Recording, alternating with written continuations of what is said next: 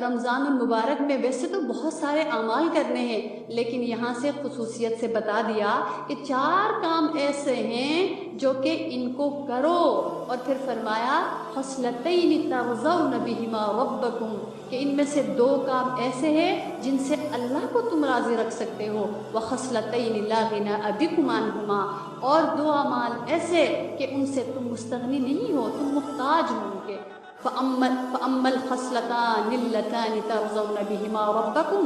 اور وہ اعمال جن سے تم اللہ کو راضی کر سکتے ہو، ان میں سے ایک یہ ہے کہ لا الہ الا اللہ کی کثرت کرو،